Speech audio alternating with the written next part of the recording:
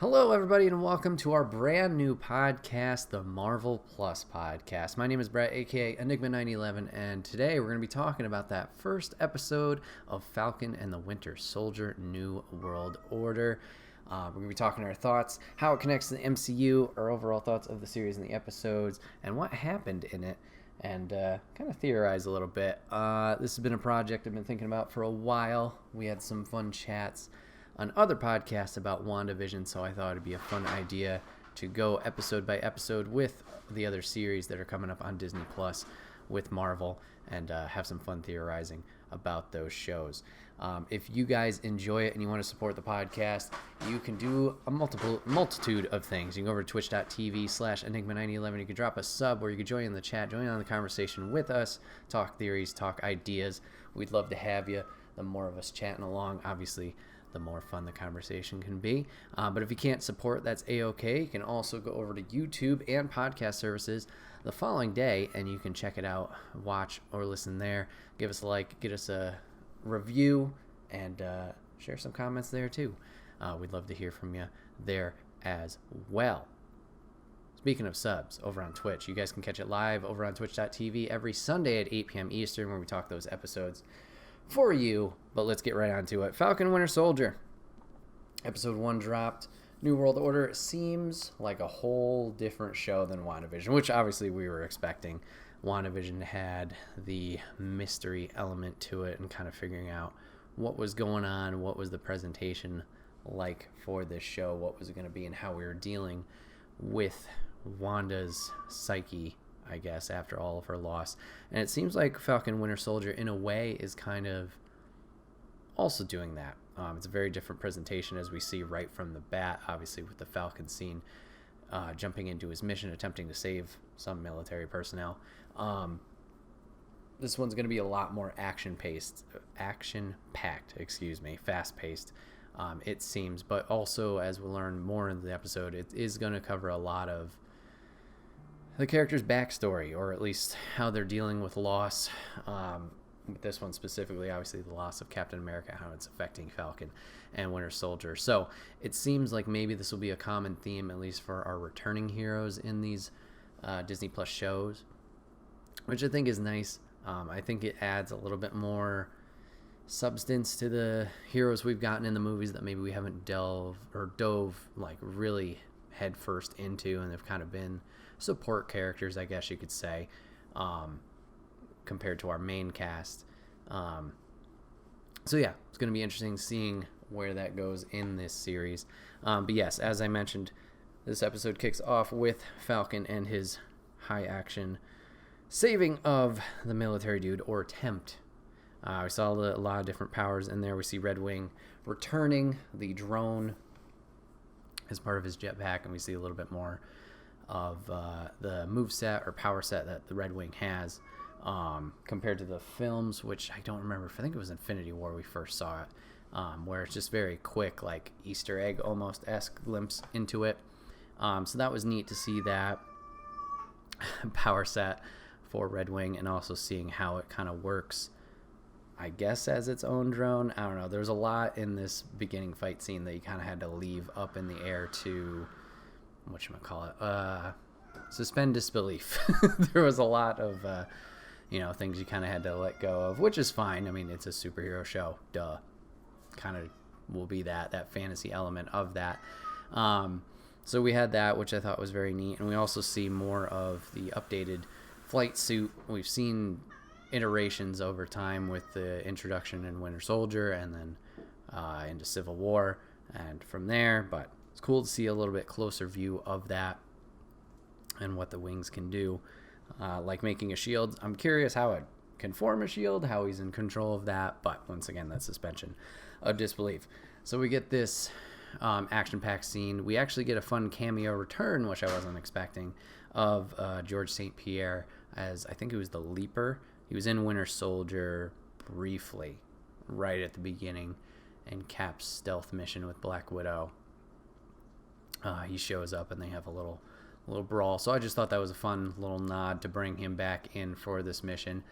We didn't see him officially die. Yeah, he's kind of falling out of that plane at the end, but he's around, so it's nice that they kind of kept these people around. I wonder if I'm kind of blanking on what happened to him now, but Rumlow was his name. I'm forgetting the enemy alias from Civil War. But I wonder if he'll make a return at some point, just somewhere to do something. But I'm not sure what happened. The fate of him. Crossbones. Thank you, Jeff. Appreciate that. Yeah, so I'm not sure. I don't remember the fate of Mr. Crossbones, if he's still sticking around. So yeah. So cool to see him once again. So yeah. Cool action face scene. He did blow up. Okay, never mind. Cool action-packed scene. A lot of interesting camera angles, I'll say that for sure. A lot of zoomed in shots. But yeah, kind of set the pace for what this show is going to be. Action, action, action, which I'm down for. So we get a little military tie-in with Agent Torres being an ally here. I was wondering if he's going to be a recurring role. It seems like he plays a pretty prominent one, at least in the introduction of the villain here in this series later on, but thought that was interesting that they just kept bringing him up. I also thought it was an interesting fact after that mission that Sam is repairing his own gear, so I thought that was neat that just obviously he's been taught to maintain it, which is good. Obviously with Stark not being around anymore, not having that person to go to, because I assume Tony had upgraded it for him at some point, maybe with Avengers or S.H.I.E.L.D. or whoever had done it, but nice to know that he can do that and repair that. The person that we're talking about that blew up Mrs. G, the person we're talking about is Crossbones. Crossbones was a different character I was talking about from last we saw him was, Civil War. Leaper, George St. Pierre's character, fell out of the helicopter that did explode with his little squirrel suit. Like I said, we don't know his fate either, but I think with him not explicitly being shown dying, like I think that's a fun aspect that we could bring him back like we did in this one from Winter Soldier, just kind of randomly. So yeah, no worries, guys. No worries at all. So I think that would be an interesting thing to play with, is these little cameos of people coming back, because that's sometimes a thing that Marvel movies have kind of strayed away from, or have done rather, is like, here's our villain, the villain's gone, never gonna come back. We have gotten glimpses of that with obviously Loki returning, with obviously Red Skull returning. I mean, Thanos was the big bad, so can we really count that one? Like these other supporting villains, I guess you could say, being written off and out of the way. It's like a one and done shot. Like Ultron, as far as we know, now is there a chance? Yes, but like he was a big bad that probably could have stuck around, but as far as we know, he's eliminated. So even though these are very small characters in Leaper, like he's only there at the very beginning of Winter Soldier, it was a nice thing to be like, oh shit, it's that guy. Yeah. So yeah, going back to where we were, they start talking about this group, which I had a tough time hearing the audio. Usually I'll listen to it with headphones on, but this one I did not. I think they were called like flag burners, I don't remember. But we get the hinting at this rebellious group, this not terrorist organization, but maybe you could put it that way. This group that's kind of trying to cause chaos around. Weird. I thought it was weird how they kind of operate through like online message boards, and like he saw that hand signal through like augmented reality, it seemed. So I thought that was odd, but we got a little information, a little leaning towards what our problem is going to be. Flag smashers. Thank you, Jeff. So we got the introduction of that. We also did get the introduction of a group called LAF, I think it was. I'm not sure if that was just Leaper's group or whatever, or if that's supposed to tie in, but we had that as well. So yes, we see Sam do all this cool stuff. Sets the pace. Action, like I said. We then kind of travel over to DC, where we see him with the shield, and he's actually giving it up towards the museum. But to put it with Steve's stuff. So we can see that Falcon's still kind of teetering on this ownership. Like, this is not mine. This doesn't belong with me. Like, he doesn't accept the blessing from what we saw in Endgame. So, obviously going to be something that we're dealing with there. So he gives it up. to the museum, which was nice. And we get another surprise cameo. We get Don Cheadle, War Machine, just hanging out in the crowd. I was like, oh, okay. So it's cool that we're seeing more of these cameos and just pop-ins for the show. So they have a little heart-to-heart talk about taking up the banner and why Sam's not ready for that responsibility, or can't accept it, that he can fulfill the role. So yeah, as this was happening, I was wondering through this talk, I was like, is Old Man Cap gonna have to come back and like give him another pep talk or something? I doubt that's gonna happen, but just a note I made. And then after this, we get a jump scare that I was not expecting. Bucky just punching through a wall. Turns out it's a flashback. A little flashback, we see that he is fulfilling out a mission during his time as the Winter Soldier, being that agent, that weapon that Hydra had. And we see he just goes on a murdering spree. And unfortunately murders an innocent bystander, being there at the hotel or building or whatever it was. So we see this, and then it cuts back to him waking up from this nightmare, this recollection of this event. It turns out Bucky is attempting to be normal. He is technically free, but the government has their eyes on him, and he's allowed to be free as long as he is a normal person, doesn't do the superhero stuff, and has to go through this therapy so they can kind of work with him to not have this two-faced turn against them, I guess, once again. So he had 3 rules he had to follow: no illegal activities, no one gets hurt, and then he has to say clearly who he is if he is going to do something. So almost like Miranda rights. So we see a little example of that as he's starting to chase down personnel he knew through Hydra to kind of clean up after himself, it seemed. So that was a quick kind of rundown of like what Bucky has been doing in between, or like how he fits in, because this is the first time he's been really, as he mentions, there's nothing going on. He had the World War where he fell out the train. He gets the arm and gets his brain washed. He's been frozen. He's been doing these missions. He has the conflict where he wakes up, doesn't know who he is. We get the Civil War stuff where we're dealing with Tony's parents and him dealing with that. Then it goes right into Infinity War.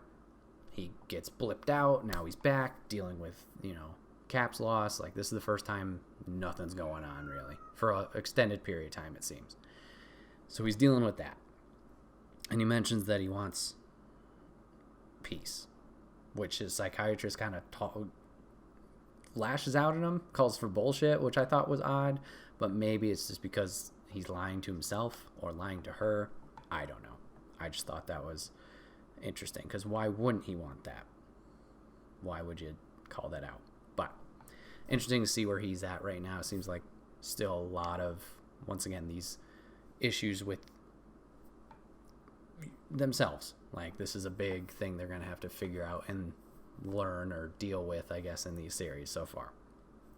So there was that. We get the introduction of a friend of Bucky's, though. Now it's an older man that lives, I think, near him, or his neighbor or something, in his apartment. I was very curious of why this role is important, and we'll learn that later on, that apparently that innocent man that Bucky has executed in his past is this guy's son. So that's rough, but that's another thing he's trying to make amends for. Like, this was not a life I was supposed to take. I've done wrong. And he still feels a lot of guilt for it. He even at one point tries to tell him and just can't. So that's what's going on with Bucky. Then we pop over to Sam once again. A lot of things going on with Sam. A lot of family issues. Trying to take care of things that he missed with the blip, being gone for 5 years, helping out his sister, dealing with his parents' stuff. So I thought this was neat to kind of see more of Sam's life. Once again, we haven't gotten a lot of backstory from Falcon. We've gotten a little bit of the war, veterans, kind of like him talking them post war, post these responsibilities, like helping those guys out. But this is more of obviously his own stuff that he's dealing with. So he's dealing with a lot of issues of, obviously you have the issues of taking up the Captain America mantle if he decides to do that, but also the issues of, I've been gone for this long, real life stuff. So he's trying to figure out that. We focused on it a lot this episode, so it's going to be interesting to see how that continues and how hopefully they'll be able to solve that. One interesting fact that we did learn from this is that the Avengers or superheroes are paid only through donations. It's not like a government thing. It's not, Tony wasn't funding it or funding them specifically. It seems like, from what Falcon said, people were saved. They wanted to be grateful, and then I assume with the donations, that's how they made their living, if I'm understanding this correctly. So I just thought that was an interesting point for them to explicitly say, like, this is how it works. I don't know if that's how it works for all of them. Like, for example, a Hawkeye or a Black Widow, like with them being part of S.H.I.E.L.D., I guess S.H.I.E.L.D. would pay them because that's a company. I don't know. But like maybe these separate entities of heroes like Spider-Man, like Falcon, like Cap, whatever it may be, maybe that's how it works. I guess Cap was S.H.I.E.L.D., so maybe not. But just thought that was interesting that they explicitly went out of their way to say that. So there's kind of that interesting moral area of like, whatever. Jeff says government agents, they get a pension. Okay, they did mention that, the banker saying he hadn't got paid for 5 years.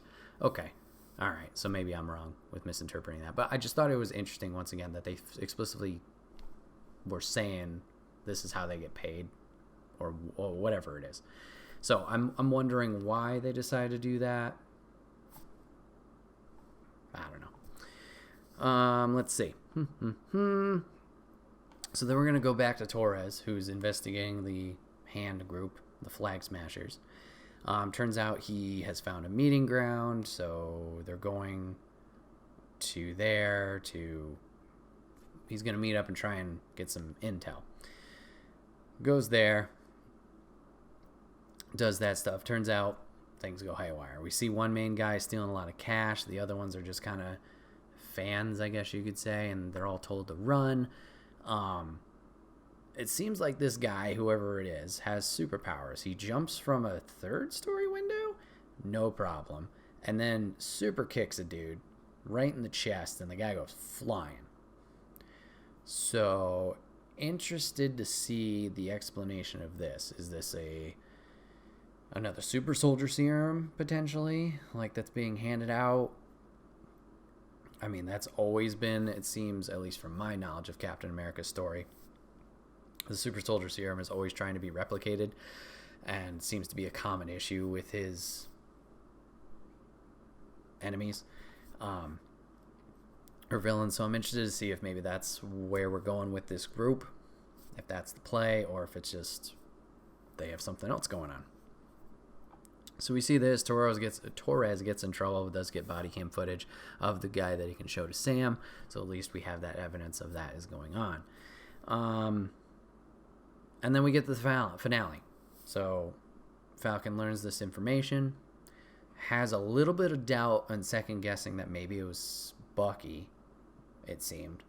But then we get the news program where this old man politician who was around during the museum part is now introducing a new Captain America, and we get the presentation of him.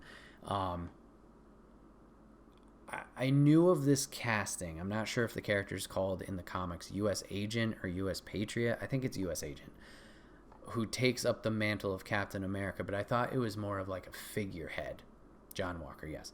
I thought it was more of a figurehead, but it seems like in this show, which I was very curious as how they were going to portray it, is they gave him Cap's shield, and now he is the new, once again, Captain America, which leads into some issues for Sam, because obviously he just gave up this shield because he didn't feel it was right, and he thought it was right to have it end with Cap. This is a memorial for him. So we're going to have that problem too. So it seems like from this issue, or from this episode, we're going to have a lot of issues going on. We have the Flag Smashers we're going to have to deal with. We have U.S. agent potentially. Whether he's legit, just a guy trying to do good, or if this politician and him are sneaky, Hydra, something else, I don't know. So we have those, and then as Jeff mentioned earlier in the chat, we have the introduction of Baron Zemo. We didn't see Zemo in this episode, but we know he's going to be we know he's confirmed. We know he will show up. I don't know if he's the leader of the Flag Smashers or what the fuck's going on, but we know he'll be making his return from Winter Soldier, just this time donning the mask.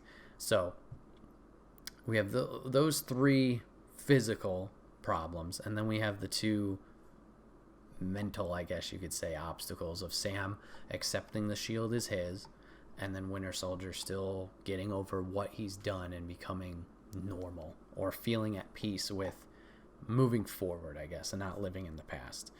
So yeah, I think it's really interesting so far. I'm excited for next week. I do like the presentation of this series. I think it's more in tune with what the rest of Marvel has put out in the movies. This one definitely felt very cinematic. Not that obviously WandaVision didn't, but WandaVision when it started off was very like, what the fuck is this? And we talked about it. It seemed, at least at the beginning, it was way more of a niche kind of thing. Like, this might not be for everybody. Obviously, it turned around and it seemed like everybody is on top of the train or the bandwagon. But this one's more, like I said, I would say traditional Marvel movie, how they're presenting it. So it makes it interesting in that aspect of just like, oh, crap. Yeah, like this is back to normal. I want more of it. So I'm interested once again to see how this U.S. agent thing goes with, is it just a guy who's trying to do his best and be supportive, be good, be this symbol, or is it some sneaky stuff where, oh, we got Cap Shield, we can, I don't know, infiltrate, I don't know what you want to call it, but do shady stuff. Because obviously we saw this politician at the ceremony, and I thought it was weird that we had him in the foreground and there was a lot of focus on him. And then obviously he makes his return at the end. So it's going to be interesting to see how that plays out. Now, it could just be they're all trying to make this symbol of something to look up to, America's hero. Because it seems like with the blip, with the 5-year gap and the Endgame results, I guess you could say, or the aftermath of Endgame, there's a lot of tensions that are high. During that 5 years, it seemed like a lot of interesting stuff happened. I don't know. It's interesting. Mrs. G thinks weak jaw means sneaky stuff. So yeah, it's interesting. He does the little wink at the end too. I don't know if that was just to be like, haha, be clever with it. So I'm intrigued to see the path they decide to take with him. Because honestly, when they announced that U.S. agent was involved, I was just like, oh, okay, this will just be something like they acknowledge Steve has passed. I didn't think he would have the actual shield.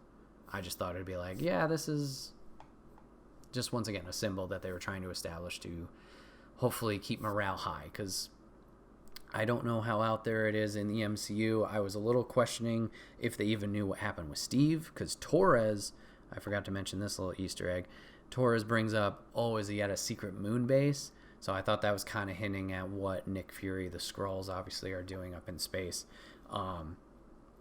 Yeah, I thought maybe people don't know that Cap has passed.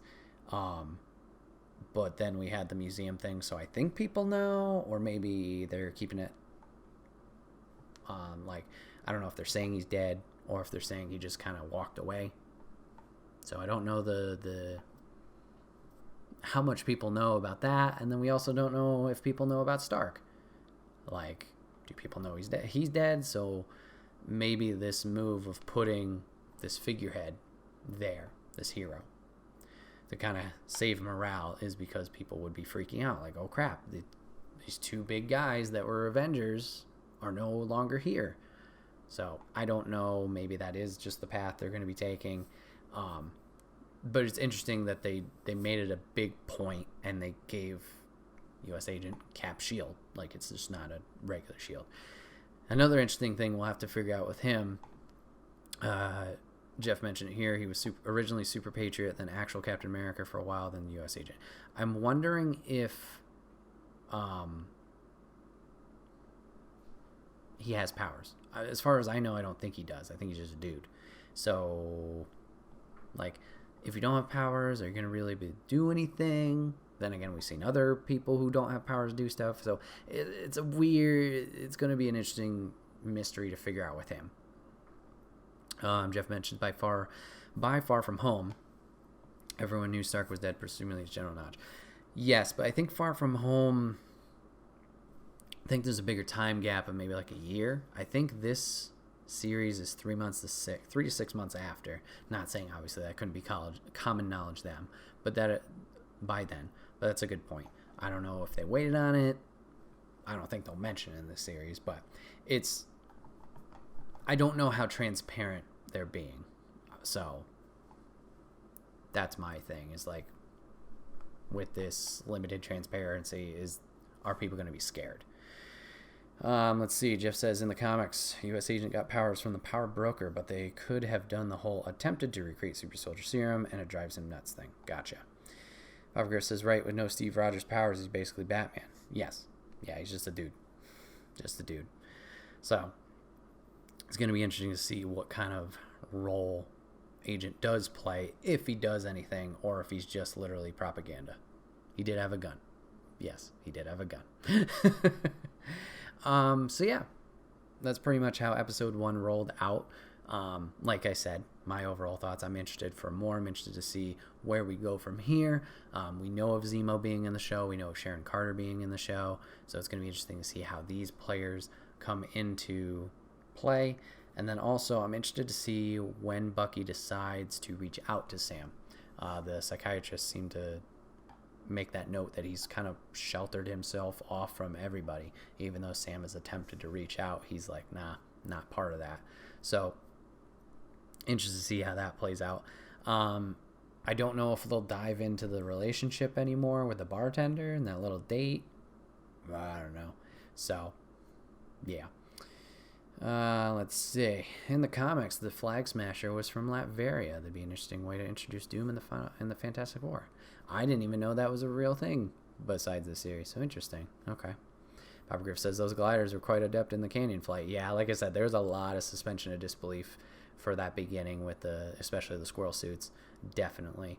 Like, the maneuverability, I get it, but like how long they were able to stay up, and then that little slide, like, into the helicopter. Like, the first time I was like, okay, all right, I'll buy into it. The second time I was like, okay, maybe you're giving too much here. Which, once again, I get it. It's a comic book movie or show. Like, at some point, there's certain things that we're going to throw out the window here. It just seemed like some of the things they were doing early on, they were trying to maybe tie it in reality-based, or at least it made more sense, or was a little bit more believable. Some of this, I was like, who? But what do I know? When the drone cuts the hole in the plane, sorry, but everything gets sucked out that isn't strapped down. Oh, yeah, at the very beginning. Yeah, everything should have, went right out, but nope, no problems there. I don't know if it was I don't even know if even at a lower elevation that wouldn't happen. I don't think it would, but yeah, that was odd. But it was cool to see Red Wing do more stuff than just, like I said, I think in Civil War he shows up because there was that point where it's like scanning outside the airport hangar when Soldier and Falcon are running and dealing with Spider-Man. I think that's when it shows up. But it was cool to see more of that and how they're diving into it more to explore his power set. Like I said, obviously we have the ability to do that with these shows, is show more of what these heroes can do, these support heroes in the other films, and kind of dive into more and get to know them more and build that audience. Because from here, or up to here, it's just been like, oh, that guy's really cool, oh, that girl's really cool, but now we kind of get to know them more and more and build that connection. Especially, I think it's important with Cap being gone, with Iron Man being gone, like these two big pinnacles, you have to build up these new characters, which, you know, they've done in other films. Like they tried to do that with Captain Marvel. You know, she's very powerful. She did the whole thing in Endgame and, you know, was beating the shit out of things. Like, you're doing that. That's great. I think this is just another facet or way that they can do that and expand on this hero cast to make them seem more important or more viable as these are our people kind of thing. Let's see. So, yeah, I don't know. I'm interested to know what you guys think of this series so far. So yeah, while people put that in the chat, remember guys, if you guys want to support, you can always go to twitch.tv/Enigma9011. You can sub over there. You can join in the conversation like Jeff, Papa Griff, Mrs. G, and B Hank did today. Talk theories, talk all that fun stuff. Would love to have you. Always more fun with the more people in the chat. The ideas kind of flow a little bit more. But if you can't catch it live, that's A-OK. It'll be put over on YouTube and podcast services the following day. So you can check it out over there. Give it a listen. If you do like what you're hearing, give it a like, give it a review, share it with your friends. It'd be greatly appreciated. More ears hearing this, stuff like that. Obviously, show gets better. So appreciate your support there. That's pretty much it for me. Like I said, looking forward to the series. I'm looking forward to doing more of this podcast and talking with you guys more Falcon, Winter Soldier, more Loki when that drops, the What If series when that drops, and continuing on to the Disney Plus lineup they have planned. Gonna be exciting. Gonna be an exciting time. Always enjoy having these chats with you guys about what's going on, what our thoughts are with the Marvel Universe. And yeah. I think that wraps it up for me. All right, guys, thanks for listening. Thanks for watching. Thanks for tuning in to the new Marvel Plus podcast. Let us know what you think, and we'll keep doing it. Okay, guys, let's see. B. Hank says, really enjoyed the first episode. Seeing Bucky in his Winter Soldier look got me hyped. Excited to see how these two meet up and how Bucky deals with the old man. Yeah, definitely seeing him back in that garb was exciting. I mean, my heart was already racing with the jump scare. So maybe that kind of put me in that mindset already. But yeah, it was exciting to see that. Hopefully he can kind of put this aside or move forward from it. I don't know. It seems like he's definitely dropping the Winter Soldier mantle and name for sure. I wonder if there was a theory I saw somewhere online of maybe he'll drop the Winter Soldier name, but maybe he picks up White Wolf. We got that kind of tease in Infinity War of the White Wolf nickname from Black Panther. Will he just take that as his new name and that will be what he runs with? I don't know. Or if it'll just be Bucky, you know. Either way, it'll be interesting to see how that plays out. Mrs. G says, very good. We'll keep watching. Will Bucky be good now? I mean, Bucky's technically been good since he got woken up, I guess you could say, after Winter Soldier. It's been that struggle of his past. Like, he's done a lot wrong, not necessarily under his power. Like, he was brainwashed and whatnot. And we even saw that still in Civil War with Zemo bringing that up with those code words, which are actually shown in the end credits. So I hope those don't come back into play. I think they mentioned that Panther helped him heal from those, but yeah, he's got to deal with the things that he's done, like I said, not under his own power. So it's going to be a lot of growing from him, and even if he accepts that, like, I can be good. Like, is he too far gone to kind of have that redemption for himself? Which I hope not. I hope, like, his character doesn't feel that way forever. Like, I can understand how it's a struggle now, but hopefully he does get that redemption arc. But yeah, we'll have to see. We'll just have to keep watching. Watching. But yeah, guys, thank you guys for hanging out and checking out the Marvel Plus podcast. My name is Bret, aka Enigma9011, and I will catch you guys on the next one. Take care.